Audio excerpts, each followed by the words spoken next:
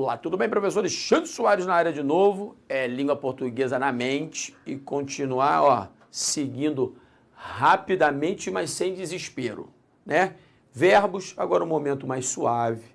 Vamos, mais suave em termos, até porque eu já falei sobre semântica verbal. Então, primeiro é tentar entender que a locução verbal, isso que de vez em quando atrapalha a sua vida em algumas questões, eu ouço muita reclamação, nada mais é que um conjunto de verbos, é uma sequência de dois ou mais verbos que equivalem, esses tais dois ou mais verbos, eles vão fazer o papel de um, equivalendo um só. Alexandre, mas nem sempre é simples enxergar desse jeito.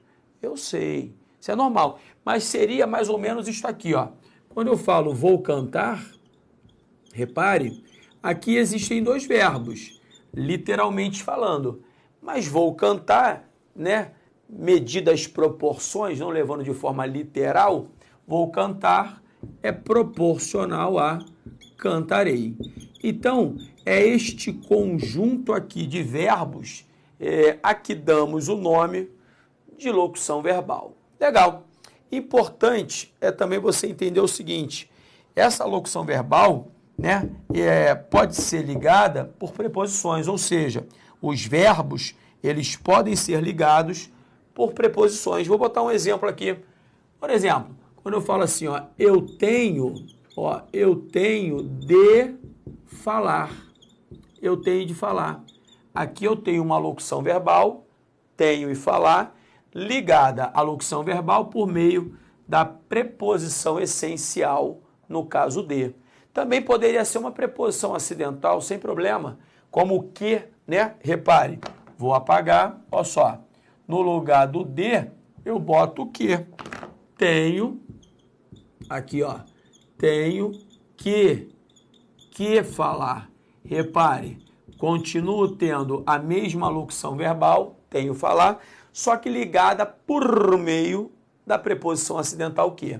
Alexandre, preposição acidental o quê? A gente já estudou, hein? Lá atrás. Então, um conselho do amigo que se arrumou. Quando você passar pelos blocos, sempre que houver uma dúvida, volte aos blocos anteriores. Não deixe. Normalmente, a dificuldade, ela vai aumentando. Então, a gente começou mais ou menos, depois vai engrossando o caldo, vai chegar o momento que a gente vai trabalhar sintaxe, por exemplo. Aí, se você estiver arranhando aqui em morfologia, já tiver meia bomba, aí não vai não, meu amor. Então, acha que está meia bomba? Volte. Não, seja humilde. Volte para voltar com mais força. De vez em quando, um passo para trás para correr para frente. Voltei. Locução verbal é isso aqui. Agora, existem detalhes importantes. Acompanhe comigo. A câmera vai me acompanhar aqui direitinho para você enxergar um detalhe. Olha só. Preste atenção. Normalmente, né, essa locução verbal, ela é formada por dois verbos. É lógico que podem existir locuções verbais com 3, 4, 5, 6, 7, 1 milhão de verbos, tá? Aí aqui usando uma hipérbole. Mas, em regra, a locução verbal, ela vai ser formada por dois verbos. Esses dois verbos, repare, serão sempre assim, Um deles vai ser o tal verbo auxiliar. O nome já diz tudo, ele auxilia. E o outro vai ser o verbo principal. Alexandre, diga-me, quem é o principal? Repare, é sempre o último. Quando eu falo último, é este aqui, da minha extrema direita. E um detalhe, aqui você vai se prender. Esse último verbo, necessariamente, concentre agora, vai trazer uma dessas três formas chamadas nominais. As formas nominais são três: infinitivo, gerúndio ou particípio. Então, ou vai trazer o R, que caracteriza o tal do infinitivo, ou vai trazer o NDO, caminhando e cantando e sei, o NDO, que é o caso do gerúndio. Alexandre, não canta mais não, deixa comigo. Ficou esquisito? Pode ficar tranquilo. E o particípio. Particípio, cuidado, que você já viu que pode ser abundante, hein? Não vai dar mole, o tal do particípio abunda. Ou seja, ele é abundante. Ele pode ter o particípio regular ou irregular. Muito cuidado com isso. Legal. Então, esse particípio, cuja terminação, em regra, vai ser ado, para os verbos da primeira conjugação, amado, falado, estudado, cantado e por aí vai, ou ido, para os verbos da segunda e da terceira conjugação, como vendido, partido e por aí vai para dar com pau. Legal? Beleza. Então, é isso. Verbo auxiliar, verbo principal, em uma das três formas chamadas nominais de infinitivo, gerúndio ou particípio. Repare que não há dificuldade alguma, é só uma questão de treino. Bonito? Vem comigo, bonito. Falando nisso, dei aquela viradinha, acompanhe. Semântica verbal. Modernamente, eu já vou lhe adiantar. Deixe-me pegar aqui, você sabe que é de praxe, senão é até uma questão de, para levantar o moral mesmo, a aguinha. Ó, só um golinho, desculpe-me. Muito obrigado. Bebi aquela aguinha para levantar o moral. Aí você vai agora prestar atenção num detalhe importante. Concentre. Semântica verbal. Modernamente, essa tal semântica verbal, ela vem aparecendo demais em questões de prova. Principalmente se você é um candidato CESP, né? Se a banca for a banca CESP. Semântica verbal não é difícil. Significa o quê? O sentido que a forma verbal traz para o contexto em que a forma verbal, está inserida. São alguns detalhes que não podem passar despercebidos. Por exemplo, repare só. E detalhes pelos quais já passamos. Então você pode ficar tranquilo. Repare só. A gente está repetindo o que eu já falei. E por que eu estou repetindo de forma insistente?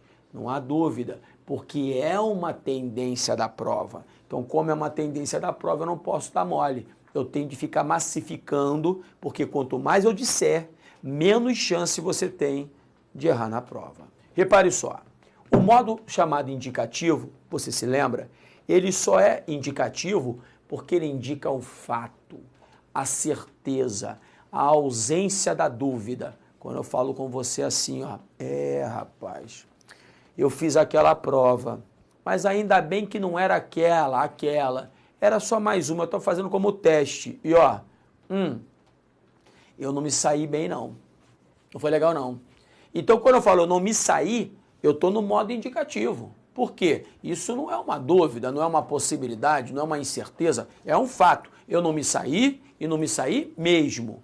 Diferente, calma que eu vou falar aqui, diferente do modo subjuntivo. Modo subjuntivo, ao contrário, trabalha com a hipótese, com a possibilidade, com a dúvida. Repare, sabe aquela prova? Eu fiz.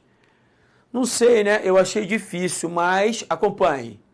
Tomara que eu me saia bem. Quando eu falo tomara que eu me saia bem, pode haver a possibilidade de eu me sair bem ou não. Então, essa possibilidade, essa hipótese, essa dúvida é a presença do modo subjuntivo.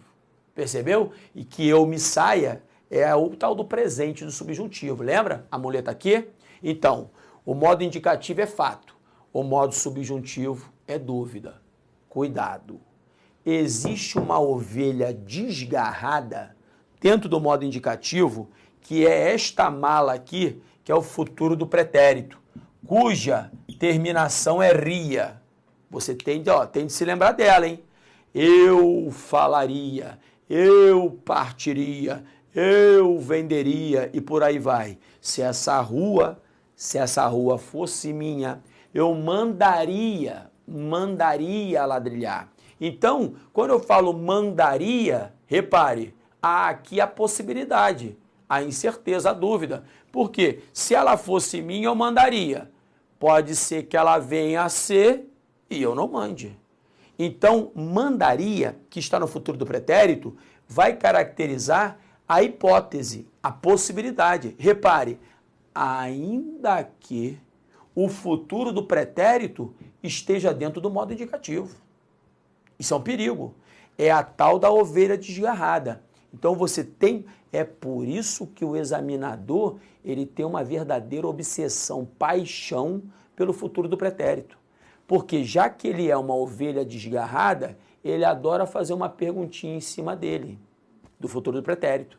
Então você grava, repare, futuro do pretérito, pelo menos em regra, grosso modo, ainda que esteja no modo indicativo, vai indicar uma hipótese, uma dúvida, uma possibilidade. Coloque isso no papel em letras garrafais, porque isso pode complicar a sua vida, ok?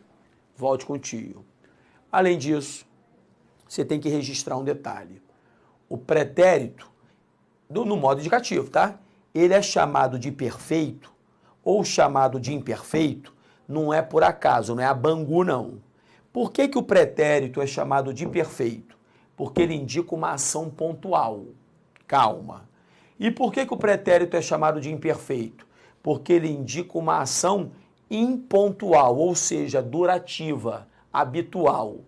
Não entendi. Acompanhe.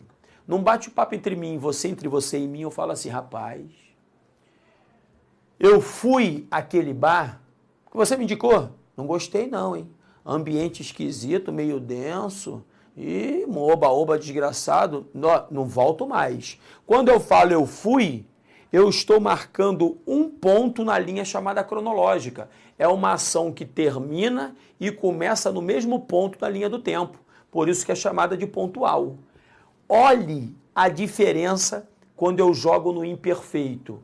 Sabe aquele bar que eu frequentava ali naquela esquina? Não lembra? Aqui eu ia.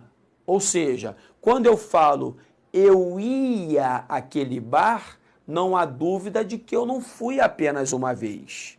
Essa ação ela foi durativa, eu ia. Então, se ela é uma ação durativa, significa que ela é uma ação que indica um hábito. Ela é uma ação durativa, ou seja, não é uma ação pontual. Então, eu tenho de registrar isso. O pretérito perfeito indica uma ação concluída, passada e pontual.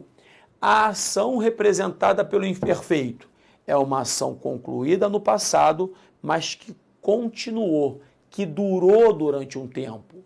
Por isso, também chamada de habitual. Muito cuidado com isso, ok? Legal.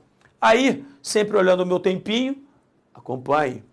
Além da semântica verbal, você viu, nada demais. Eu tenho de me preocupar com a correlação entre tempos verbais. E a correlação entre tempos verbais a que devo me prender, basicamente, são as duas aqui. O que é correlação? Correlação é uma relação entre dois tempos que tem de ocorrer, não é que possa ocorrer, tem de ocorrer. E esta aqui primeira, normalmente ela é muito machucada no dia a dia. Assim, se eu falasse, ela saía. Se eu falasse, ela saía, não. Se eu falasse, ela sairia. Repare, vou voltar àquela musiquinha. Se essa rua fosse minha, eu mandava. É assim a música. Eu mandava, ela está acontecendo enáloge. Enáloge é quando você substitui o tempo verbal, normalmente ligado à substituição, ligada à linguagem chamada coloquial, menos preocupada. Na verdade, se ela fosse minha, eu não mandava, eu mandaria. Isso é obrigatório. Percebeu? Então, repare só, quando eu uso o pretérito imperfeito do modo subjuntivo, eu vou ter de fazer uma correlação com o futuro do pretérito. Cuidado com a terminação ria, como eu já lhe disse, cuidado com a terminação C, como eu já lhe falei. Percebeu? Muito cuidado. Então, a primeira correlação obrigatória, imperfeito do subjuntivo com o futuro do pretérito. Segunda correlação importante, futuro do subjuntivo com o futuro do presente. Então, repare, quando você quiser, olha aqui, ó, quiser, eu estou com aquele quando. Eu estou com o tal do futuro do subjuntivo. Quando eu quiser, quando tu quiseres, quando ele quiser. Então, se eu usei o futuro do subjuntivo antes, eu vou usar o tal do futuro do presente depois. Então, quando você quiser, repare, você conseguirá. É uma correlação obrigatória também. Aqui, deixe-me ligar a setinha direitinho entre futuro do subjuntivo e futuro do presente. São duas correlações a que você deve se prender, ok? E mais um detalhe, cuidado. Quando você usa o se, a conjunção condicional se eu falasse ou se eu falar. Agora, se eu fale, não tem como. A conjunção se repele o presente do subjuntivo. Se eu fale. Está escrito aí no seu papel, só estou falando para você entender. Não tem nada a ver. Não soa bem. A mesma coisa o caso. Caso eu fale ou caso eu falasse. Mas quando eu falo caso eu falar, caso eu falar. O caso repele o futuro do subjuntivo. Percebeu? Então já está escrito direitinho no seu papel. Não traz muitos derivativos. Então eu acabo deixando passar um pouquinho assim, despercebido o momento. Legal? Beleza. Então o que a gente vai fazer de praxe agora? Exercício. Vem comigo, acompanhe, vamos juntos.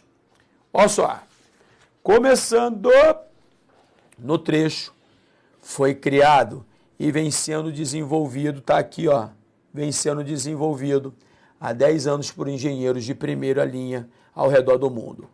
A forma verbal destacada indica uma ação iniciada no passado, não há dúvida, vem sendo desenvolvido, ela começou no passado. Agora, qual é o grande detalhe? Aqui você se prende. Se vem sendo desenvolvido, repare só, essa ação, ela não é uma ação concluída. Se vem sendo desenvolvido, é porque ainda está sendo desenvolvido, ou seja, é uma ação que ainda não terminou. Então, repare logo na letra A, ele fala uma ação aqui, ó, concluída. Não, ela não é concluída. Se o projeto vem sendo desenvolvido, ele não foi desenvolvido ainda. Então, a letra A já está fora. Letra B, não concluída no momento da enunciação. Anote para mim, por favor, o que é enunciação. Enunciação é exatamente o momento em que o texto está sendo escrito. Quando eu estou escrevendo o texto, esse é o momento da enunciação. Então, no momento em que o autor escreveu, vem sendo desenvolvido, neste momento em que o texto está sendo feito, esse projeto, ele ainda estava sendo desenvolvido, ou seja, ele não tinha sido terminado. Então, sim, é não concluída no momento da feitura do texto. Pode marcar que é sucesso. Letra C, concluída. Não, pelo amor de Deus, já falei. Não é concluída, é uma ação durativa ainda. É uma ação não concluída. E na letra D, desenvolvida por determinado tempo, ok, até aí morreu Neves. E, de novo, a palavrinha-chave, ó, concluída. Concluída no momento da enunciação. Ela não é concluída. Me botou grandão, preste atenção. Cuidado com semântica verbal, hein? Tá na moda, é como se fosse a roupinha da moda na parte de verbos para as bancas, principalmente em se tratando de banca CESP, CESP-NB. Voltei, vamos juntos, acompanhe. Próxima questão, repare, no texto tal, com o emprego da forma verbal assumira, concentre, assumira, termina em ra sem o acento. O ra sem o acento, repare, é um ra átono. Por quê?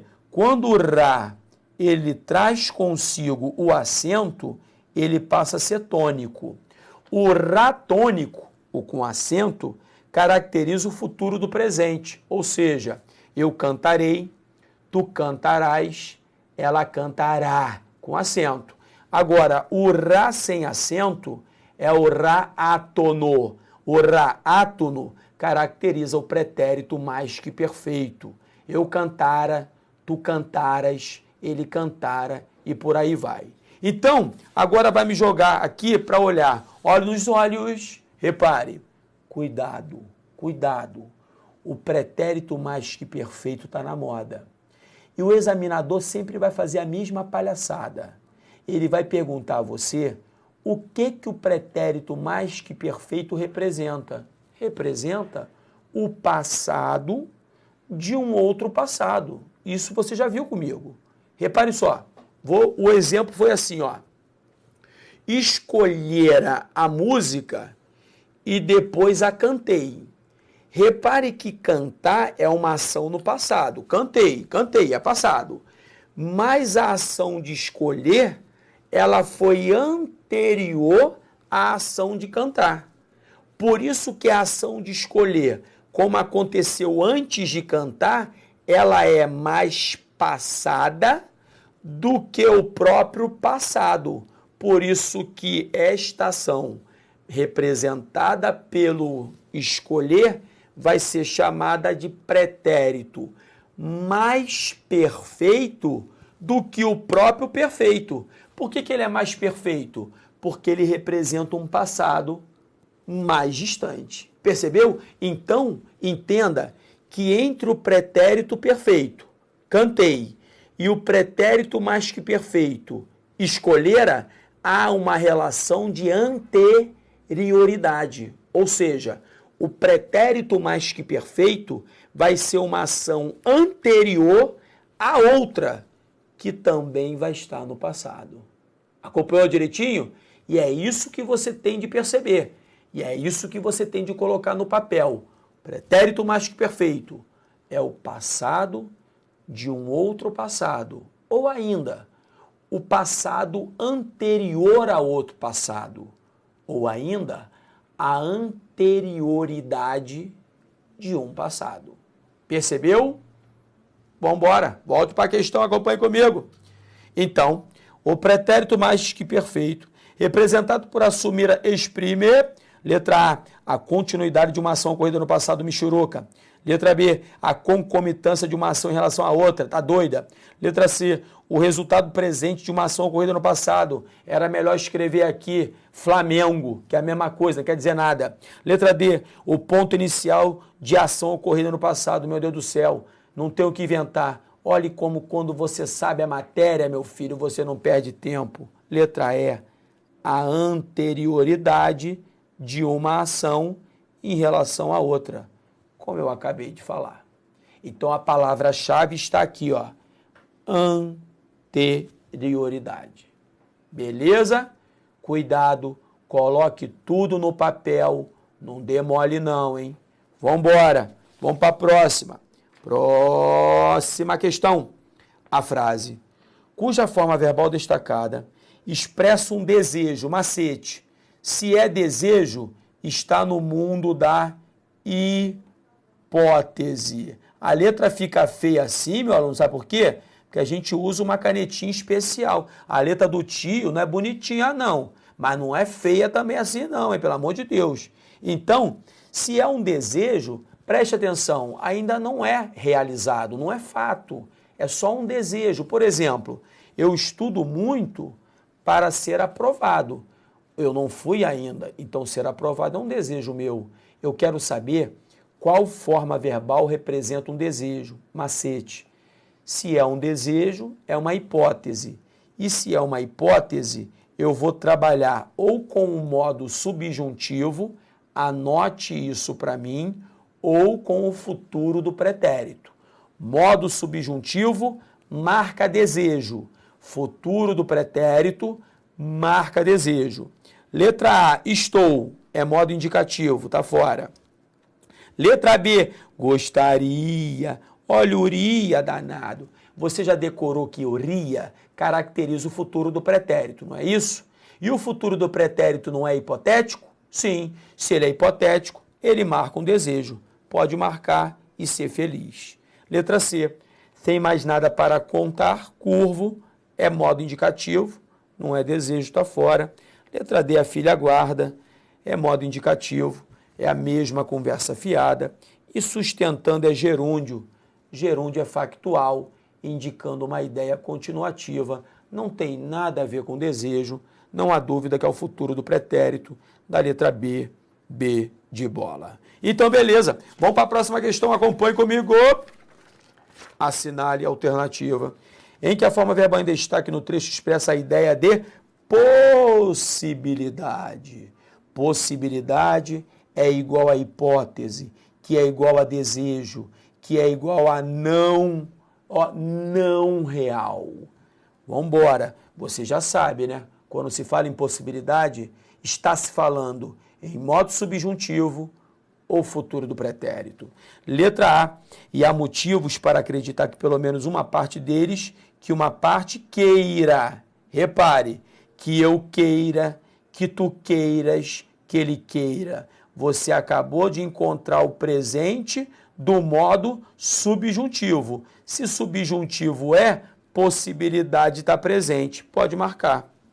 Letra B. Os preços efetivamente praticados estavam, isso é modo indicativo, isso é fato, não é possibilidade. Resolveu, é modo indicativo, é fato, não é possibilidade. Letra D, perdera, é o pretérito mais que perfeito. Pretérito mais que perfeito sempre é fato, é modo indicativo, não é possibilidade. E na letra E, no mundo em que o cliente sempre tem razão, tem é presente do indicativo, é factual, não é hipotético, não é possibilidade. Ratificado o gabarito, letra A de Alexandre. E continuando, os aviões vinham deste país, abasteciam em Natal e ficavam prontos para fazer a travessia do Atlântico. Repare, transformando-se o que se afirma acima em uma hipótese. Se eu quero hipótese, repito, de duas uma, ou o modo é subjuntivo, ou estamos com o futuro, o futuro do pretérito. Futuro, a letra fica horrível nisso aqui, futuro do pretérito. Então, se eu quero jogar na hipótese, ou eu boto no modo subjuntivo, ou eu boto no futuro do pretérito. É só olhar as opções. Vieram, abasteceram e ficaram. Não é modo subjuntivo, não é futuro do pretérito. Viriam, abasteceriam, ficariam. Todas as formas do futuro do pretérito. Se é futuro do pretérito, é hipótese, pode marcar. Letra B. Letra C, tinham vindo, teriam abastecido, ficarão. Nada de modo subjuntivo, nada de futuro do pretérito. Está fora. Letra D, vieram, já posso parar. Modo indicativo, não é subjuntivo nem futuro do pretérito. E na letra E, viriam, haviam abastecido, aí falhou, haviam. Isso não é futuro do pretérito, nem modo subjuntivo. Ratificado o gabarito é B de bola. Jogou grandão o tio, acompanhe. Espero você no próximo bloco. Fique com Deus, um grande beijo. Tchau, tchau.